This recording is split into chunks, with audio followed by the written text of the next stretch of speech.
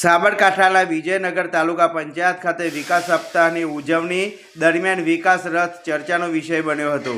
વિજયનગર ખાતે યોજાયેલ વિકાસ સપ્તાહની ઉજવણી દરમિયાન એક અનોખી ઘટના જોવા મળી હતી। કાર્યક્રમમાં ખાસ વિકાસ રથ પહોંચ્યો હતો, જેમાં LED સ્ક્રીન મારફતે છેલ્લા 24 વર્ષનો વિકાસ દર્શાવવાનો કાર્યક્રમ રાખવામાં આવ્યો હતો, પરંતુ LED સ્ક્રીન લોકોને સામે રજૂ થવાના સમયે અચાનક બંધ થઈ, જેના કારણે કાર્યક્રમમાં હાજર લોકો આશ્ચર્યમાં મુકાઈ ગયા હતા।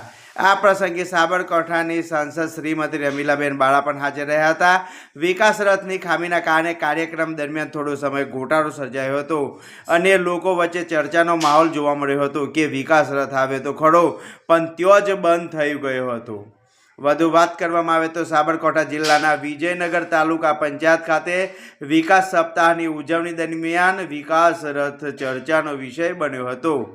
રાજકમલસિંહ પરમાર, સાબરકાંઠા।